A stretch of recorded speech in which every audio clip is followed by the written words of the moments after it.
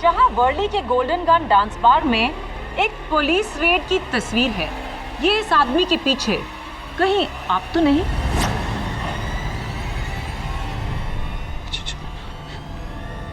जी।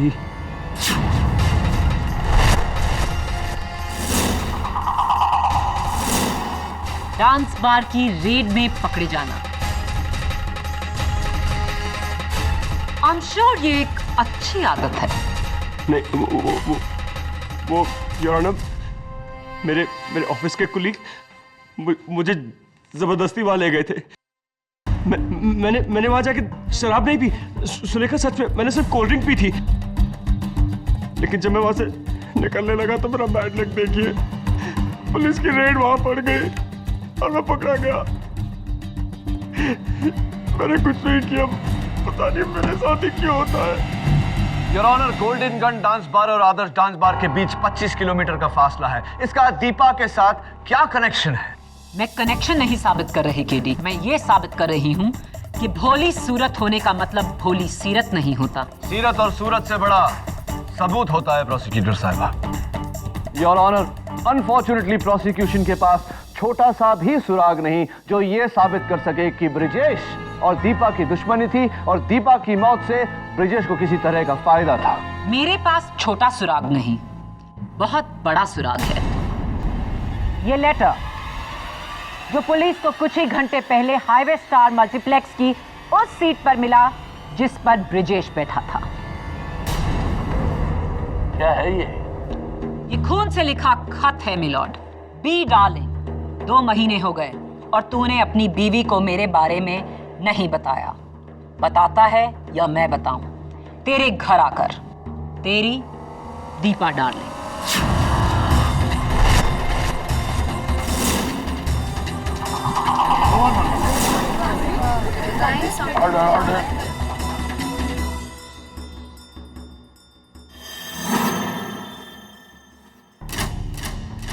ये तो बेशक ब्लैकमेल है। Your honour, be darling Brijesh darling ना होकर बब्बन डार्लिंग, विपिन डार्लिंग भी हो सकता है। Is it not possible? लेकिन ये लेटर विपिन या करिश्मा की सीट के नीचे नहीं मिला, आपके मुवक्किल ब्रिजेश की सीट के नीचे मिला। यानी कि बी ब्रिजेश। दीपा और ब्रिजेश का अफेयर था और दीपा के ब्लैकमेल से तंग आकर ब्रिजेश ने उसे मारने का फैसला किया। अब ये कत्ल की वजह नहीं तो फिर क्या है?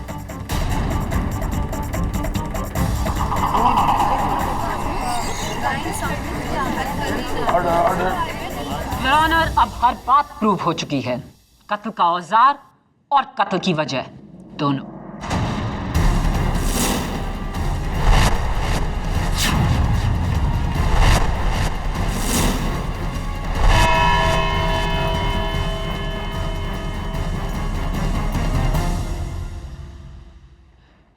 मैं अपने बच्चे की कसम खाकर कहता हूं, मैंने नहीं लिखा है। कसम मत खाओ ब्रिजेश, सच बताओ, ये चिट्ठी दीपा ने तुम्हारे नाम लिखी थी या नहीं?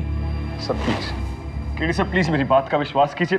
मैं किसी दीपा को नहीं जानता था। मैं नहीं जानता वो असली बंदूक मेरे बैग में कैसे आई, और ना मैं ये जानता हूं कि वो खत मेरी सीट के नीचे। मेरी पूरी बैड लक लाइफ में अगर कोई गुड लक वाली चीज हुई है तो सिर्फ एक, मेरी बीवी और मेरा बच्चा। इसके बाद तो वो भी मुझे छोड़कर चले जाएंगे। मैं क्यों गया था वहां? मैं क्यों गया था वहां?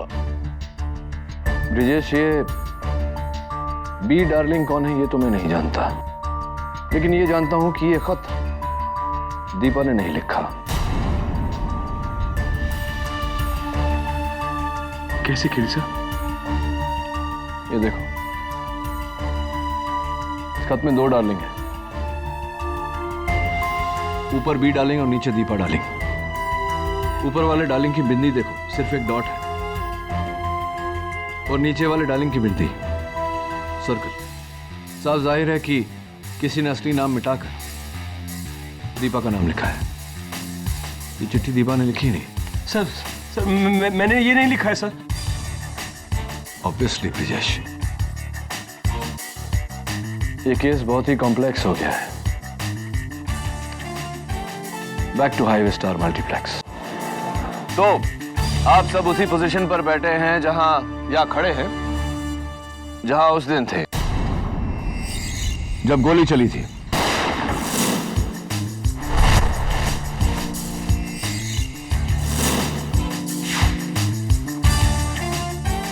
मैं यहां ब्रिजेश की जगह पर बैठूंगा और तभी तुम दीपा की जगह पर। केडी, ये सब बेकार की एक्सरसाइज है। मैंने और मेरी टीम ने सबकी तलाशी ली है। इनके पास गन तथा पेपर कटर भी नहीं था। ये सब बेगुनाह है केडी, तुम्हारे उस ब्रिजेश को छोड़कर, क्योंकि वही यहां से मेरे आने से पहले भागा था।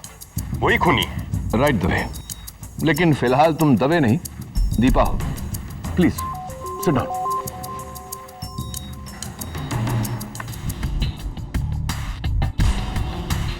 तो मैं मानता हूं कि ब्रिजेश सबसे नजदीक था,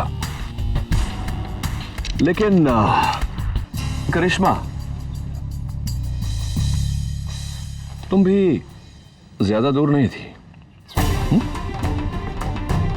10 फुट की दूरी पर से गोली चलाना निशाने पर बहुत ही आसान है ना? माधव। केडी, माधव नहीं हो सकता, क्योंकि करिश्मा उसके रास्ते में थी।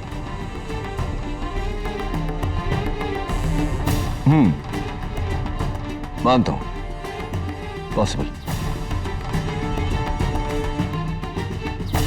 आशिमा जी,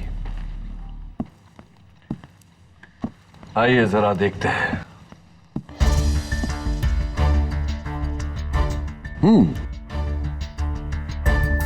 बिल्कुल स्ट्रेट शॉट। व्हाट से? अब वो जो आपको अपनी क्लोज फ्रेंड कहता है, मिस्टर बिपिन खत्री, देखिए सर।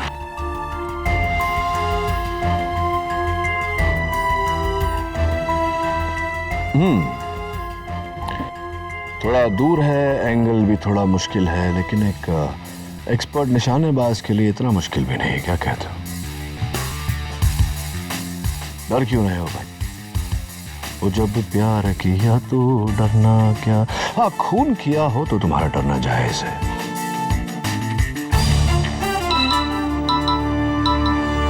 हेलो, क्या कंफर्म? केडी, तुम्हारा शक सही निकला। उस लेटर की फॉरेंसिक और हैंडराइटिंग रिपोर्ट आ चुकी है। ना तो वो खून दीपा का है और ना ही वो handwriting. Superb Dave. Your honour, prosecution का हुक्म ही इक्का। खून से लिखा हुआ यह खत जो शुरू होता है बी डार्लिंग से। ये बी डार्लिंग कौन है, ये हमें सिर्फ दीपा बता सकती थी, लेकिन अफसोस कि यह मुमकिन नहीं। इसलिए नहीं योर ऑनर कि दीपा का देहांत हो गया, बल्कि इसलिए कि यह खत दीपा ने लिखा ही नहीं।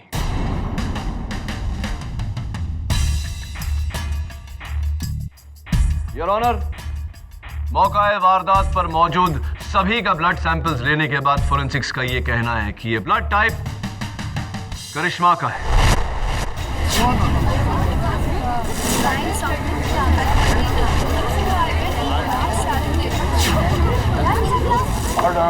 योर ऑनर, मैं चाहता हूं कि करिश्मा कटघरे में आकर इस बात पर रोशनी डाले। हाँ, ये लेटर मैंने ही लिखा है। ये लेटर मैंने ही लिखा है। करिश्मा जी, अब अदालत को यह बताइए कि बी डार्लिंग कौन है? बी बब्बन, मेरा बॉयफ्रेंड। ये लेटर मैं ही उसको लिखी थी। इसमें मैं उसको धमकी दे रही थी ताकि वो अपने बीवी को छोड़ के मेरे पास आ जाए। तो कंफ्यूजन मुझे ये है करिश्मा कि बब्बन के पास से वो लेटर थिएटर में, वो भी ब्रिजेश की सीट के नीचे, कैसे हुआ ये? How did it happen? मेरे को नहीं मालूम, मैं सच्ची बोलती, मेरे को नहीं मालूम साहब। Never mind.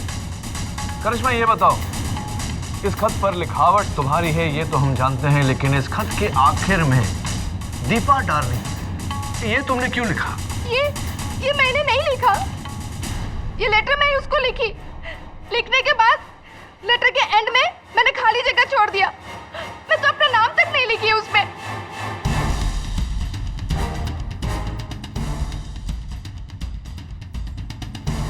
राइटिंग तुम्हारी नहीं तो किसकी है? मेरे को नहीं मालूम। तो किसको मालूम? मैं बताती हूँ केडी।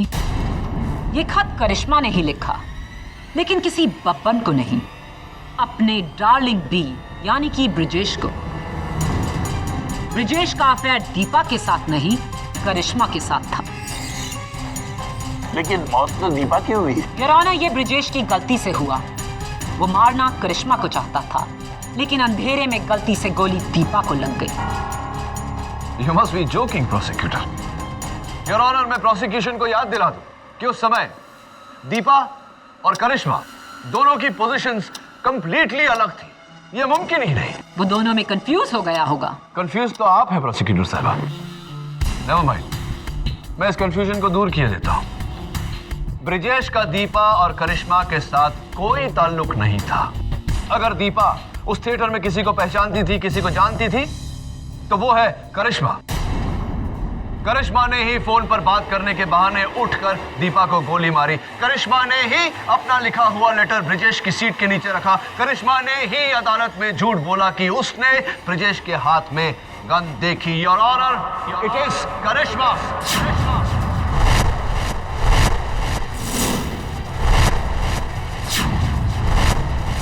माय लॉर्ड, मैं सच्ची कहती हूँ, मैं दीपा को नहीं मारी हूँ। आप लोग मेरा यकीन क्यों नहीं करते? मैं दीपा को नहीं मारी हूँ। नहीं, मैं दीपा को नहीं मारी हूँ। नहीं मारी हूँ। अरे अरे अरे, क्या हो गया आपको? भावुक हो गई आप। Okay okay.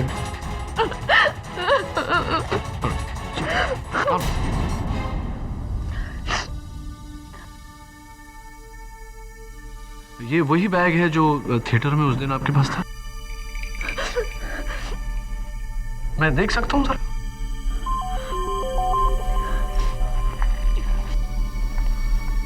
Thank you.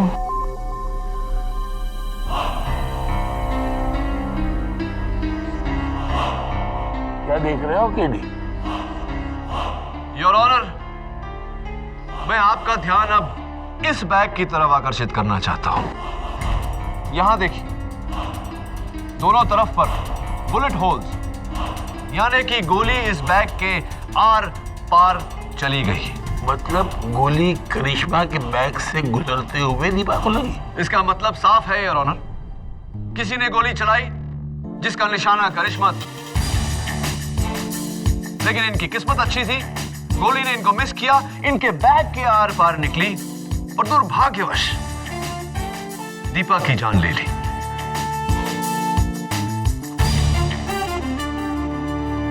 आपका बैग? लेकिन ब्रिजेश तो दीपा के पीछे और करिश्मा के आगे बैठा था, तो वो गोली कैसे चला सकता है? एग्जैक्टली पब्लिक प्रोसिक्यूटर साहिबा, यही तो मैं केस की शुरुआत से कह रहा हूं कि खून ब्रिजेश ने नहीं किया क्योंकि गोली ब्रिजेश नहीं चलाई। जरा उस बोर्ड की तरफ देखिए। खून उसने किया, गोली उसने चलाई जो दीपा और करिश्मा के ठीक पीछे उसी लाइन में था। बब्बन के छोटे भाई माधव।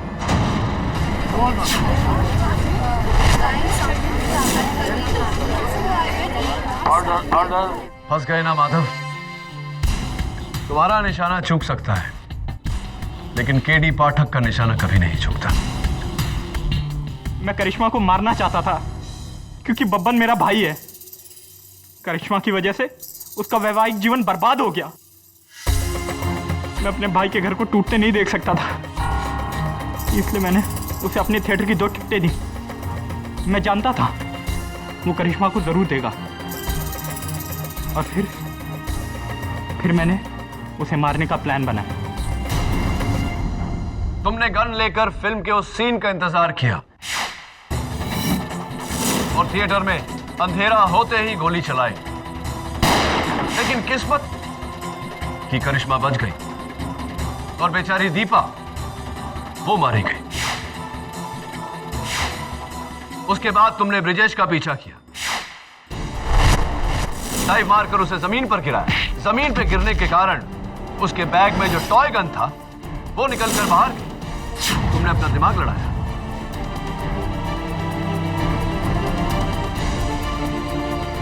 अपनी गन उसके बैग में डाल दी और उससे पैसे लिए उसको जाने दिया, ये सोचकर कि जितना पुलिस से भागेगा उतना ही लोग उसे दोषी मानेंगे। जी, पर क्योंकि करिश्मा बच गई थी, मैं बब्बन के घर गया और वो लेटर चुराया।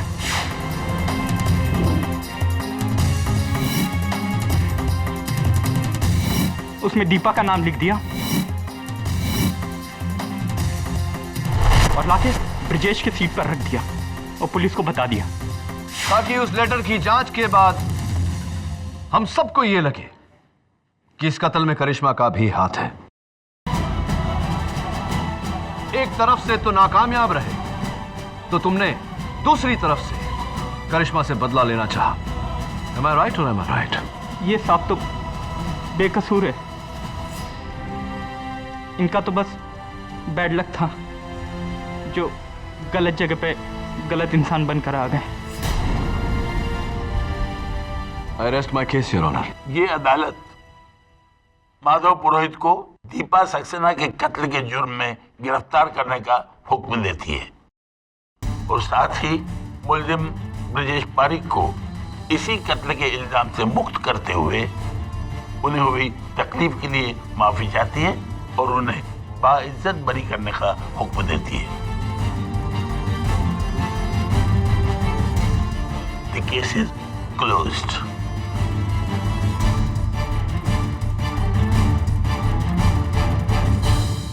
Sorry miss Phadnis.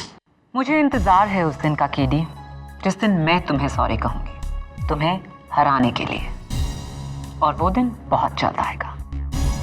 I am sure. हाँ ब्रिजेश, आजादी मुबारक हो। और एक मशवरा देता हूं तुम्हें। जी। अगली बार अपने बेटे के लिए पिस्तौल नहीं, कोई अच्छी सी पुस्तक खरीदना। और एक और बात कह लीजिए, मुझे लगता है कि अब मेरा बैड लक हो ही नहीं सकता। जिस इंसान के पास आप जैसा वकील हो, उसका बैड लक तो हो ही नहीं सकता। Thank you, thank you. अरे वैसे आजाद हुए हो, ट्रीट तो दो। हाँ, आप कहिए ना। फिल्म देखने चलो।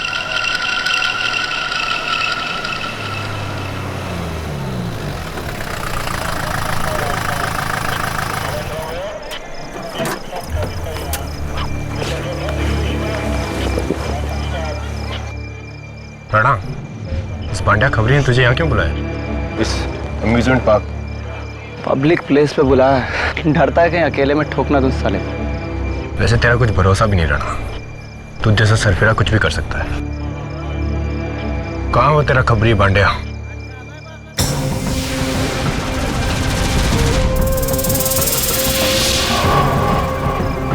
क्या बोलते साहब? ये घूंघट क्यों पहना? ठंडी लग रही साहब।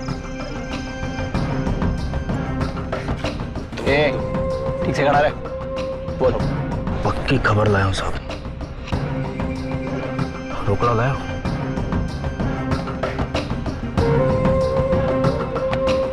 ये ले और अब बोल, नशीले ड्रग्स की कौन सी कंसाइनमेंट की खबर देने बुलाया हमें यहाँ? बता रहा हूँ साहब, बता रहा हूँ। इस तरह के और भी एपिसोड देखने के लिए हमारे चैनल को सब्सक्राइब करें और बेल आइकन दबाना ना भूलें।